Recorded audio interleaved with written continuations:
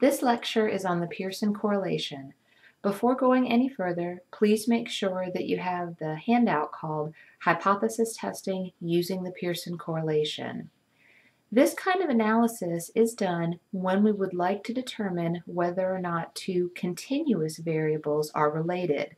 That is, variables that are measured on an interval or ratio score.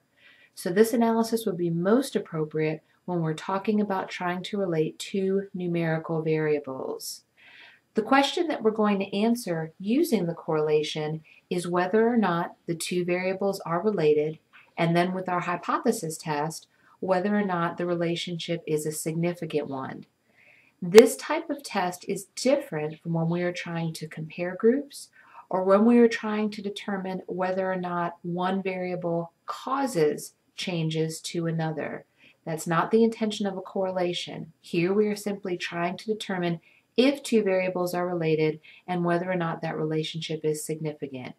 There is no manipulation of variables. There is no assigning treatments to particular groups and then measuring an outcome variable. If you'll notice on your handout, there are a couple of assumptions that underlie the Pearson correlation. Probably the most important one is that you have to have a measurement of both variables for each subject. As I've mentioned before, secondly, both variables must be continuous. And lastly, the relationship between the two variables should be best described by a line. In other words, the correlation is used to measure linear relationships, relationships that can be best described by a line. If you take a look at the bottom of the first page of the handout, you will notice two examples of that. The first one indicates the relationship between beer sales and temperature. Notice that that relationship can be best described by a line. There is a dotted line that fits the dots that characterize the X and Y relationship, where X is the temperature in degrees and Y is the amount of beer sold. Similarly, on the other graph, you see the relationship between coffee sales and temperature. That is also best described by a line. We can draw an imaginary line through the dots on that graph where the x-axis represents temperature and now the y-axis represents the amount of coffee sold. Those two graphs are known as a scatter plot. The scatter plot represents where each subject's X and Y data intersect. If you look above on the handout, you will see an example of a scatter plot. X are the X values, Y are the Y values, and you can see, for instance, that person A has an X value of 1 and a Y value of 1, so the dot will be placed at the intersection of 1 and 1. Similarly, person B has an X value of 1 and a Y value of 3, so his or her dot on the scatter plot would be placed at the intersection of 1 and 3. The symbol that we're going to use for the Pearson correlation is called R, a lowercase r, and that is known as the correlation coefficient. The value of R can only range between -1 and 1.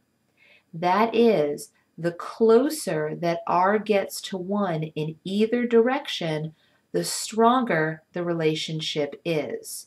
So if you perform a calculation for the Pearson correlation and you come out with a value of, let's say, 2.7 or -3.1, you've made a mistake somewhere. Values for the correlation coefficient can only be decimals. A perfect correlation would be indicated by a value of 1 or -1. That is, as we change the X variable, the Y variable will change in exactly the same way, or to the same extent. When there is no relationship between the two variables, the correlation coefficient would have a value of 0. Those are two variables that are totally unrelated. For example, temperature and shoe size. There's no correlation between those two variables, so if you tried to perform this analysis, you would most likely come out with a value very close to 0. So the value for R represents the strength. And if you look on the first page of your handout, you will see a general guide for what we believe indicate weak, moderate, and strong correlations. Weak correlations are those with a value less than 0.2, either positive or negative. I'll talk about that in a second. Values for R between 0.2 and 0.5 are generally considered to be moderate or medium relationships, and any value for R above 0.5 is considered to be a strong correlation. So what that indicates is that as the values of X move, the values of Y are going to move in a fairly predictable way. The weaker the relationship, the less predictability we have as to how Y is going to move whenever X moves. The sign for the correlation tells us the direction of the relationship, and we have two possible directions, positive and negative. Positive relationships indicate that as the values of X increase, so do the values of Y. A negative relationship would be the opposite. That indicates that as the values for X increase, the values for Y decrease. So the best way to think about it is that in a positive relationship, both variables move in the same direction. Either they both move up or they both move down in a predictable way. In a negative relationship, as one variable goes up, the other variable goes down, and vice versa. For an example of a positive correlation, I want you to think about the relationship between study time and exam scores. In general, as the amount of time that you study increases, your exam scores also increase. Similarly, as the amount of study time decreases, exam scores will also decrease. In other words, those variables travel in the same direction. That's what is meant by a positive relationship or a positive correlation. For an example of a negative correlation, I want you to think about the relationship between police presence and crime rate. As police presence increases, crime rate often decreases. So in other words, as one variable goes up, the other variable goes down. It can be a very strong relationship, it just happens to be a negative one, because as one variable is changing in the positive direction, the other variable is changing in the negative direction. So let's take a look again at the two scatter plots at the bottom of the first page of the handout. What you see is a positive relationship between beer sales and temperature. Presumably as temperature increases, so will beer sales. And I have an example correlation coefficient of 0.78. And then on the opposite graph, you see an example of a negative correlation, the relationship between coffee sales and temperature. Presumably as the temperature increases, the last thing you're going to want is a hot cup of coffee. So as temperature increases, coffee sales will actually decrease. So the sample correlation value there is negative 0.82. Both of these correlations are strong, it's just that one happens to be positive and one happens to be negative.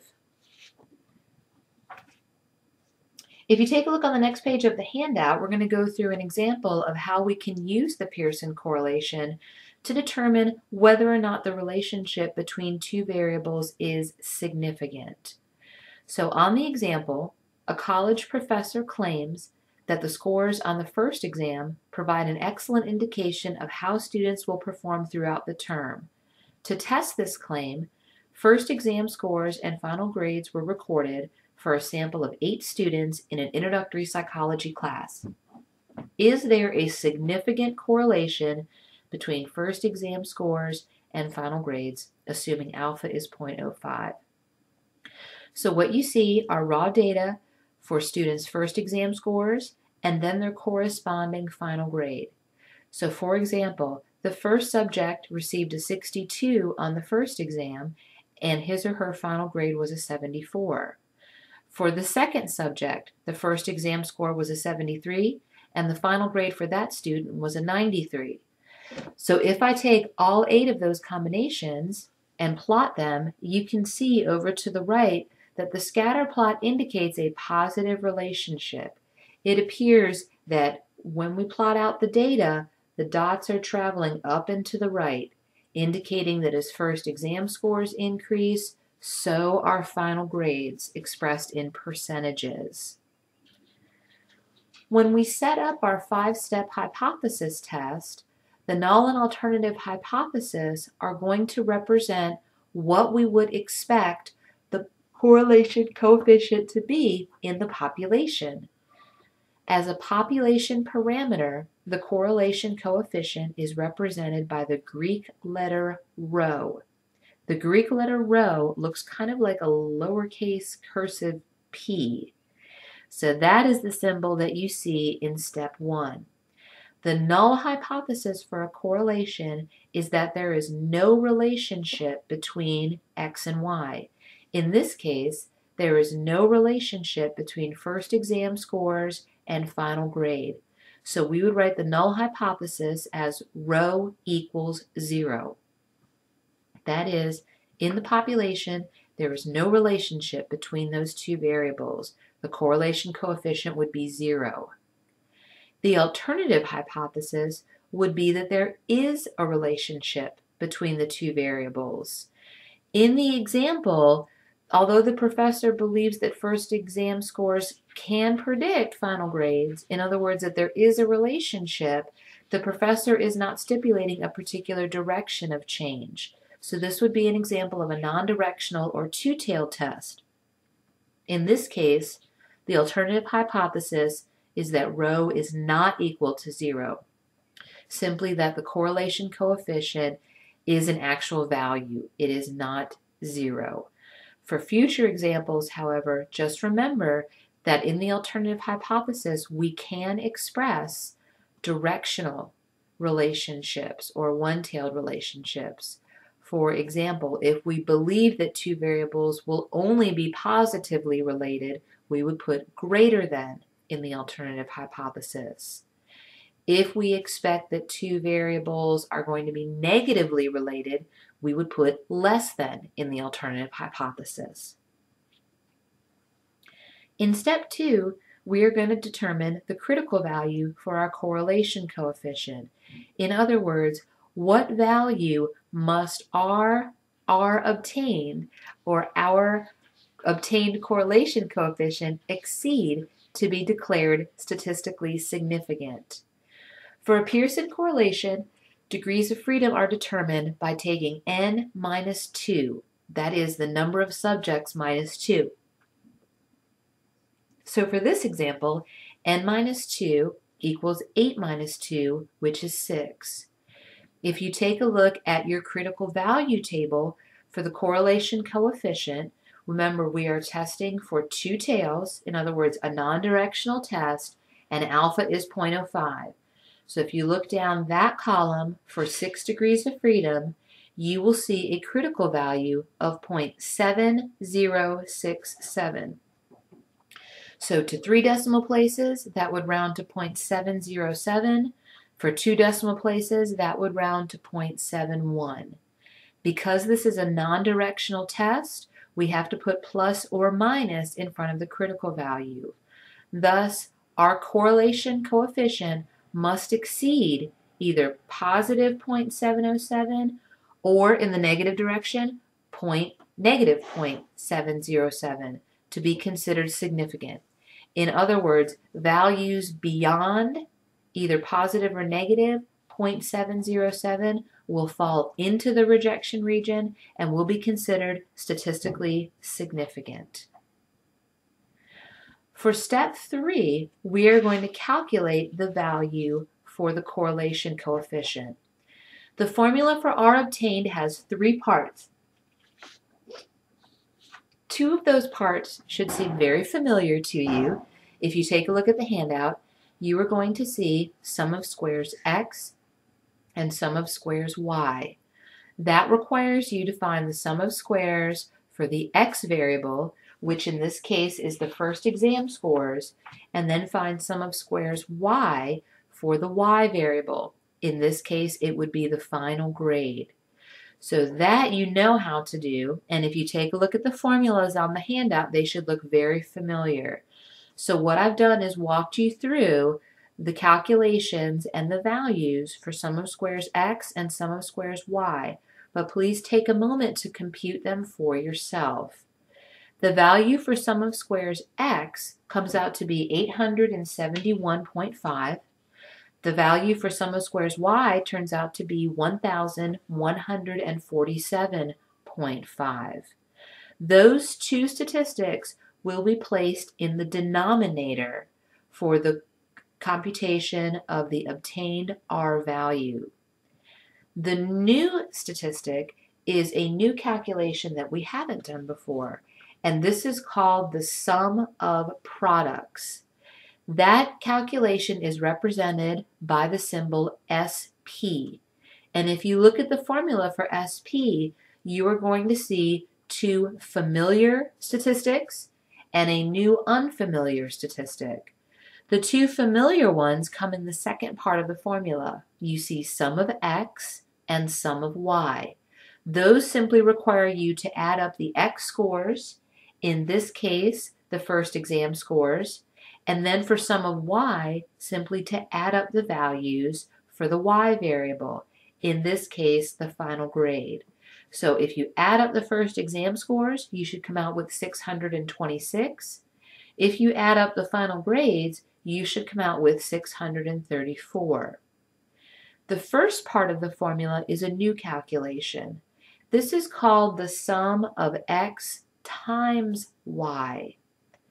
The sum of x times y requires you to take each subject's x and y value and multiply them together. When you've done that for all of your subjects, you will then add those values together. So let's take a look at the raw data and we'll go through it together. To find the sum of x times y, you would take a look at the first exam and final grade data, and you would multiply 62 times 74. That is the first subject's x and y data. Then moving down, you would multiply 73 times 93. Moving down, you would then multiply 88 times 68. Then moving down, you would multiply 82 times 79. Next subject, you would multiply 85 times 91. For the next subject, multiply 77 times 72. For the next subject, multiply 94 times 96. And then for the last subject, multiply 65 times 61. Once you've done all of those multiplications, then you're going to add those values together. And if you add those 8 values together, you should come out with the value that you see on your handout, 50,107. So that goes in the first part of the equation. So when you put together the formula for sum of products, the first number is going to be the sum of x times y. And then in the second part of the equation, in the numerator, you're going to have sum of x times sum of y divided by n. When you put that all together, you'll see that the final value comes out to be 496.5. Please take a moment to try it yourself to make sure that you're doing the calculation correctly. Once you've found these 3 components, you are ready to put them into the calculation for R obtained. R obtained is the sum of products divided by the square root of sum of squares x times sum of squares y. So you'll see on your handout where those values should go. The sum of products is 496.5. In the denominator, you have 871.5 times 1,147.5. And once you multiply those, you're going to take the square root of those before you do the final division. Once you do the final division, you should come out with a value for R obtained of 0.5. So in step 4, you're going to make a decision regarding the null hypothesis. In order to make a decision regarding the null hypothesis, we'll have to go back to step 2 to remember what our critical value was. For this example, R obtained is 0.5. The critical value is plus or minus 0.707. So given that information, R obtained is not large enough to fall past the critical value. Therefore, it is not large enough to be rejected. The value of 0.5 does not fall in the rejection region. Therefore, in step 4, we are going to accept the null hypothesis. So the decision-making process here is the same as it would be for any other analysis. We have to determine whether or not our obtained value falls beyond the cutoffs that we have created using our critical value. And in this case, it does not. So it does not fall into the rejection region. We have accepted the null hypothesis. That means we have a non-significant correlation between first exam scores and final grades. For step 5, we're going to write out the results for the correlation in APA format. In APA format, we have to report our statistic, as always, which is R in this case, its corresponding degrees of freedom, the obtained value, and the p-value.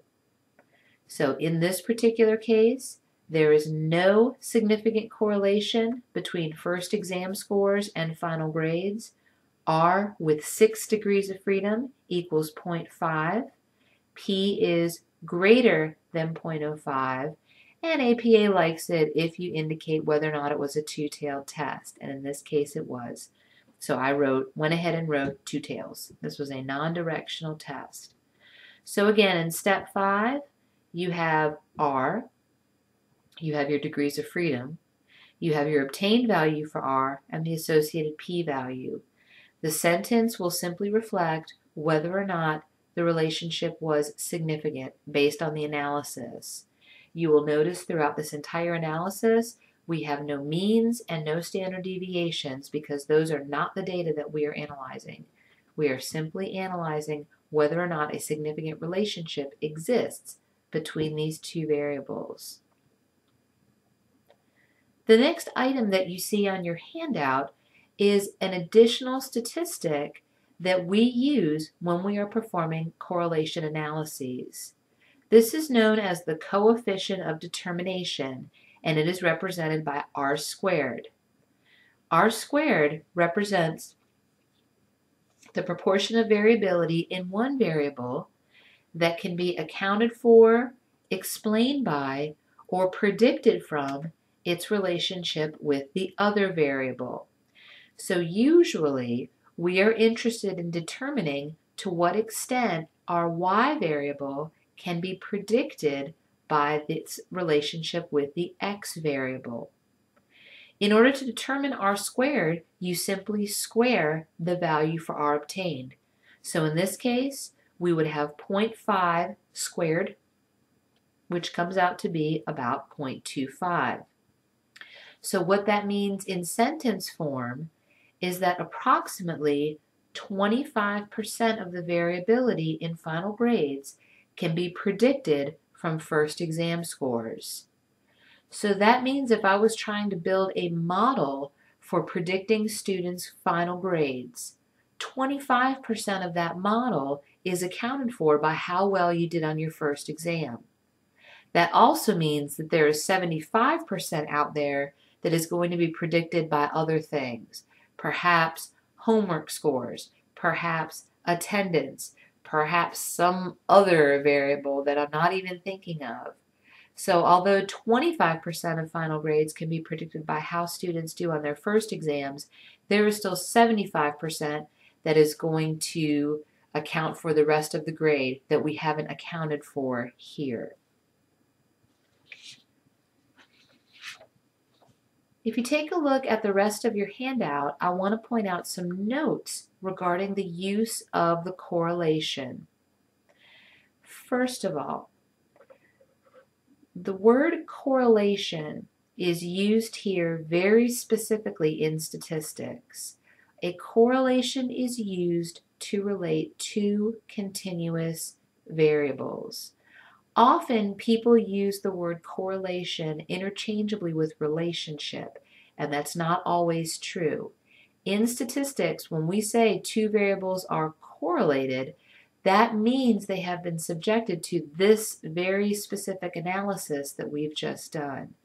So in statistics, correlation means something very, very specific. It is a very specific type of correlation between two continuous variables. That is, variables measured on an interval or ratio scale. Another point that is definitely worth mentioning is the first point that you see on the notes. Correlation does not equal causality. Oftentimes, when people perform correlations and they find a significant correlation between two variables, they want to make the leap in logic that changes in one variable cause a change in another variable, and that's not necessarily true. If I can somehow cause you to have a better first exam score, that doesn't necessarily mean it will cause you to have a higher final exam grade. A lot of things can happen between point A and point B in a semester. So just because we find that two variables might be correlated, it doesn't necessarily mean that changing the values of one will cause a change in the other. So for example, under the notes I have increases in temperature do not necessarily cause increases in beer sales or decreases in coffee sales. They are related, but we cannot say using this analysis that changes in one variable causes a change in another. To establish cause and effect, we would have to employ some kind of experimental research. We are not doing that here. Next, restricted range of values. When we decide that either X or Y can only take on certain values, it can affect the final outcome of R. For instance, if I decided to only examine students' first exam scores who scored 70 or higher, and then look at its relationship with final grade, I would be restricting the potential values that the first exams can take. That may artificially increase R or decrease R. So it is important that when you are correlating two variables, you allow the possibility for the full range of values that X and Y can take on. In this example, it would be from 0 all the way to 100. You cannot cut any potential scores off. If we have one extreme value called an outlier, that can also potentially affect R. Usually, if we include an outlier, it can make R larger than it actually should be. In other words, R becomes artificially inflated and it makes the relationship appear much stronger than it is. So for instance, if we had a student who ended up with a 30 on the first exam, or even a 100, because that would be a little bit extreme, that is going to potentially affect the relationship between first exam and final grade when we try to apply a correlation analysis to it. So always important to make your scatter plot, because a scatter plot is going to pick up the restricted range of values, and it's also going to potentially pick up outliers. And either one is going to impact the outcome that we have from our analysis. The last thing I want to mention is the idea of reporting statistics for correlation in a matrix. Here, we only have one correlation, so we can simply write out the results in a sentence. In APA format, once we get beyond a couple of values for correlations, we often put those values in a table. So time permitting, and if you're required to have an example of that, I will be demonstrating through handouts or other means how we would put the values for several correlation analyses in a matrix or a table.